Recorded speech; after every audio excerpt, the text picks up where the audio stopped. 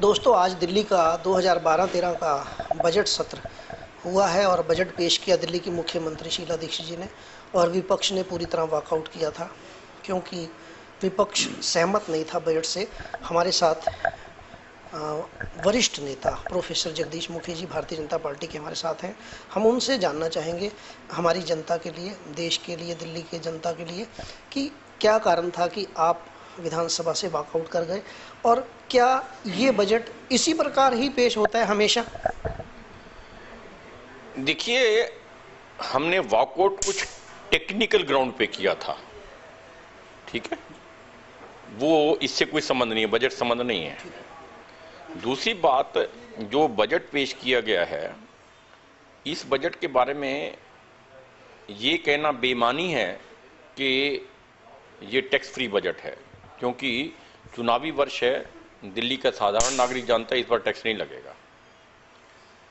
किंतु जो हम उम्मीद कर रहे थे, साधारण व्यक्ति दिल्ली का उम्मीद जो कर रहा था कि हमें बिजली का बिल हमारा 10 गुना हो गया है, पानी का बिल हमारा 11 गुना हो गया है, इसमें कुछ हमें राहत दी जाएगी, वो राहत नहीं मिली। जो हम उम्मीद कर रहे थे कि आम व्यक्ति को जो सब्सिडाइज्ड सिलेंडर्स जो हैं 9 की जगह 12 मिलेंगे, ऐसा कुछ नहीं हुआ।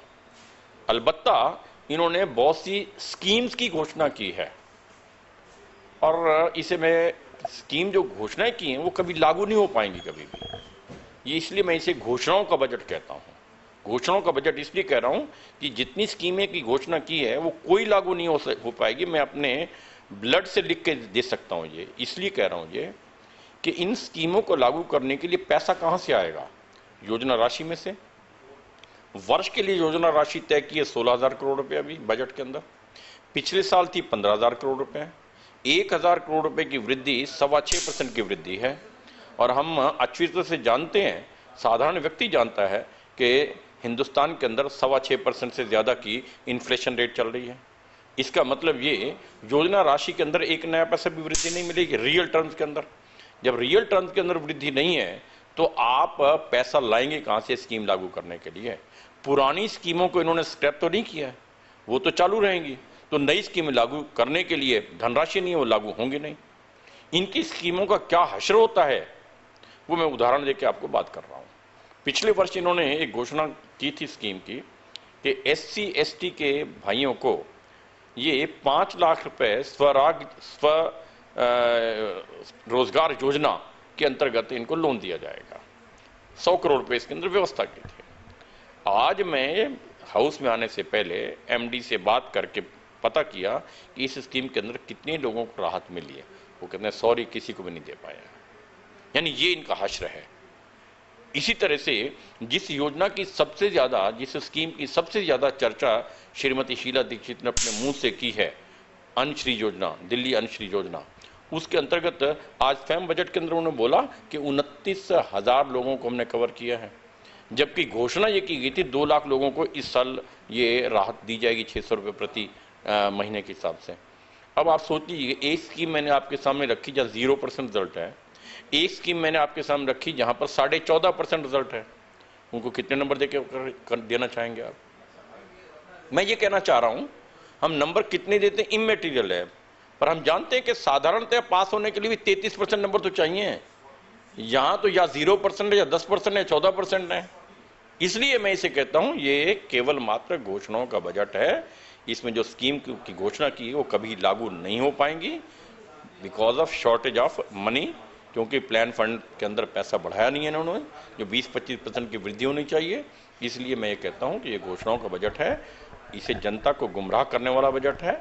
इसने जनता इस बजट से बुरी तरह से निराश हुई है। मुखी साहब, एक आम नागरिक जो होता है वो ये सोचता है कि हर साल जैसे वो कोई दुकान खोलता है या कोई वो फैक्ट्री बनाता है या कोई वो गाड़ियाँ लाता है, तो हर साल वो चीज़ फायदे में जाती है, लाभ में जाती है।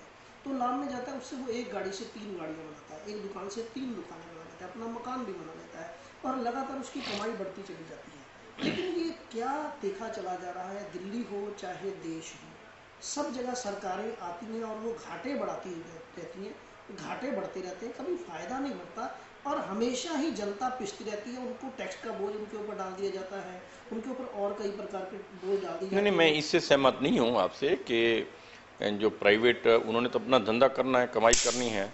सरकार का वेलफेयर गवर्नमेंट है, उसका कंसेप्ट डिफरेंट है। उन्होंने आपको सुविधाएं देनी है, आपकी 1000 तरह की सुविधाएं, उसे चार्ज तो नहीं किया जाता आपसे। वो सुविधाएं देने के लिए धनराशि तो चाहिए, टैक्स तो इसलिए लगाया जाता है।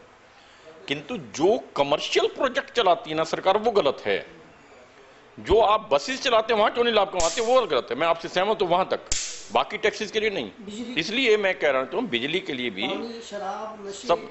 मैं एक बात आपने शराब की है तो उसमें और बता देना चाहता हूं। इस सरकार ने संविधान की धज्जियां उड़ा करके शराब की नीति बनाई है।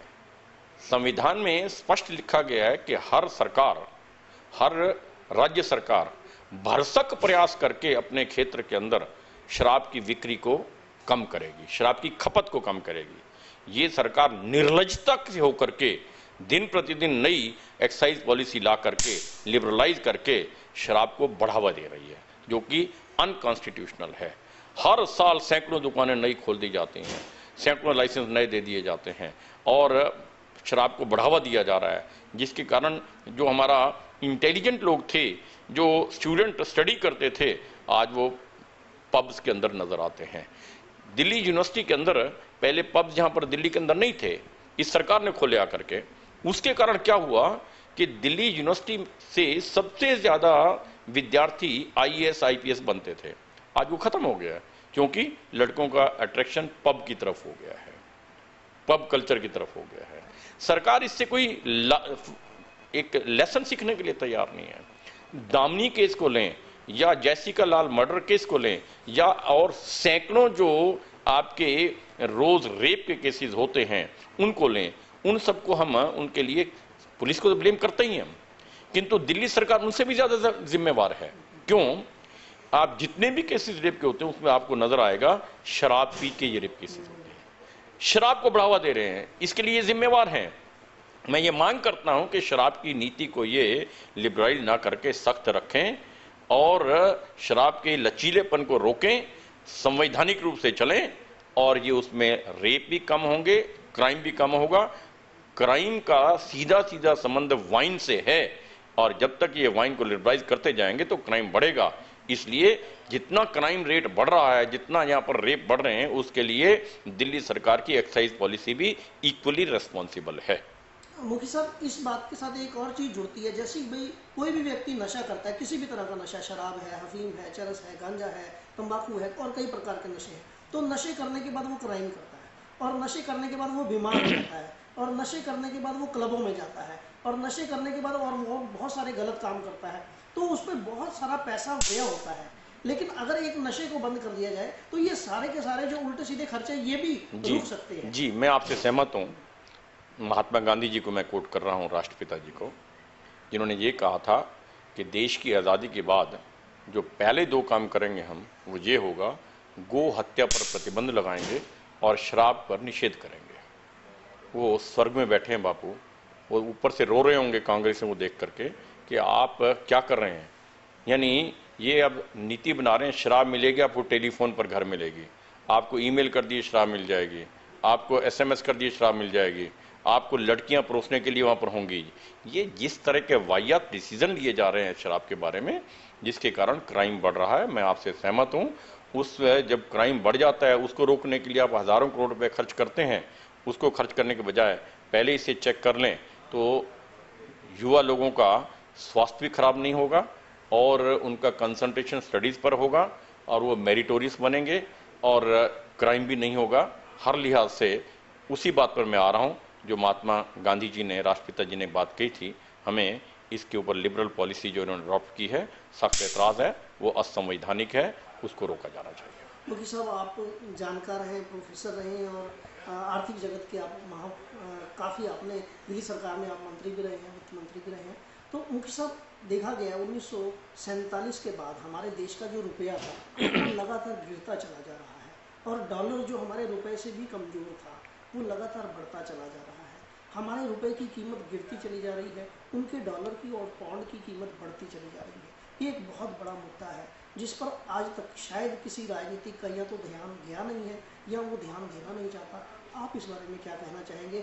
आप देखिए, जो हमारा 1 रुपया था चांदी का, वो आज 750 रुपये का है। किसी भी देश की तरक्की, तरक्की शब्द गलत हो सकता है, किसी भी देश की रिचनेस, अमीरी तभी बढ़ती है जब उस देश के अंदर उत्पादन बढ़ता है।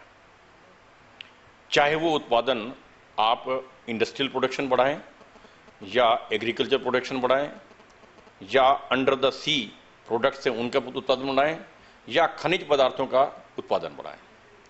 व्यापार से कभी रिच नहीं हो सकता देश। आप इधर से इधर बना गए, इधर से इधर पैसे कर देंगे, रहेगा वही का वही। जब तक आपका प्रोडक्शन नहीं बढ़ता तब तक आपकी रिचनेस नहीं बढ़ती।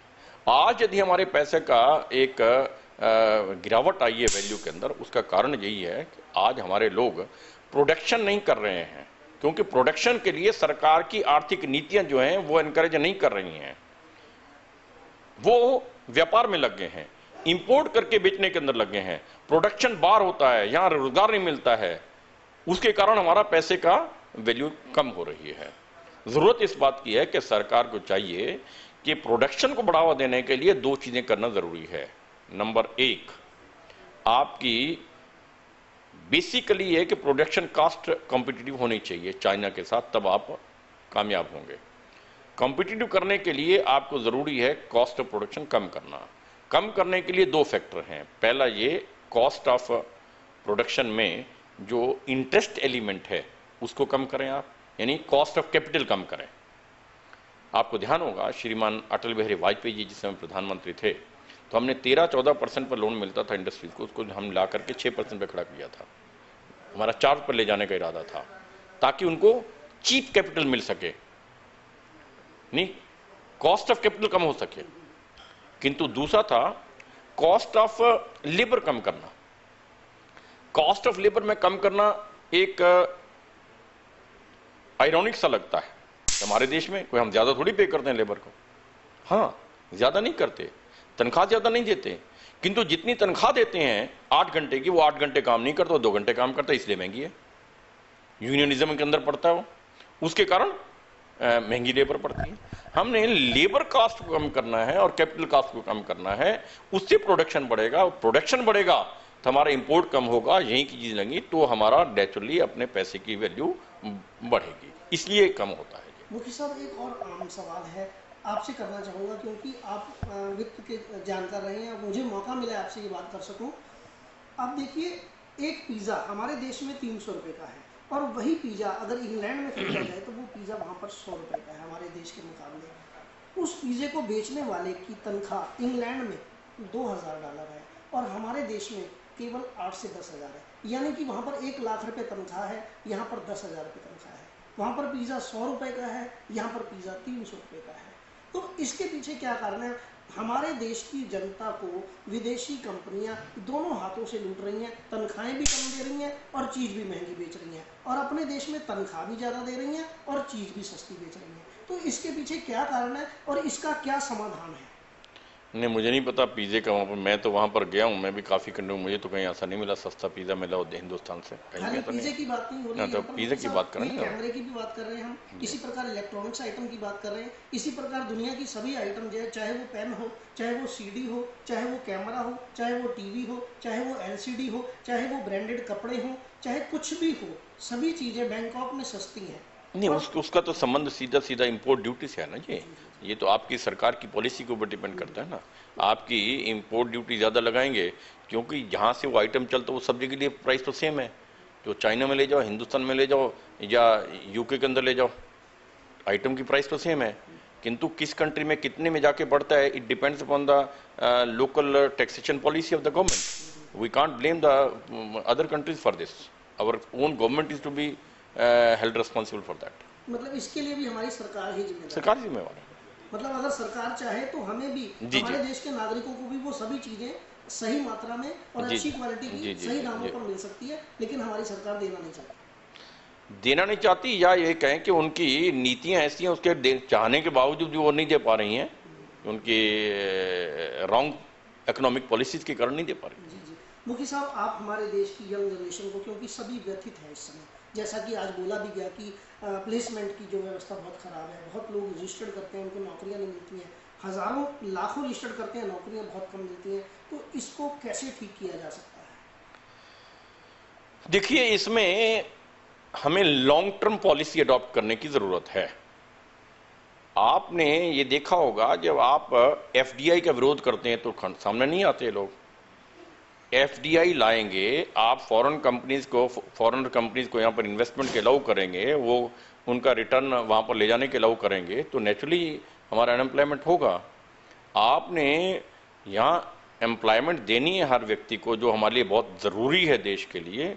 उसके लिए आपको ये जो liberal policy under duress compulsion of USA and other countries जो आपको करना पड़ता है मजबूरी के अंदर, उसी कारण ये हो रहा है। अन्यथा हमें क्या जरूरत है कि हमें टोटल ये जो अपना इंपोर्ट ड्यूटीज कम करने की, हमने अधिकांश चीज़ों पर इंपोर्ट ड्यूटी उनके दबाव के अंदर कम करनी पड़ी, हमें समाप्त करनी पड़ी है।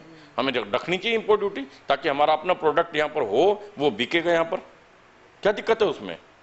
किंतु ऐसा लगता है कि हमारी सरकार ने यूएसए के सामने घुटने टेक दिए हैं, इसी कारण से उनके दबाव में आकर के इंटरनेशनल जो टीटी इन्होंने साइन किए हैं अंडर ड्यूरेस, उसी के परिणाम के कारण इनको सब कुछ करना पड़ रहा है जी। यानी वो चाहते हुए भी कुछ नहीं कर सकते, अपने हाथ काट करके ऑलरेडी इन्होंने दिए हुए हैं।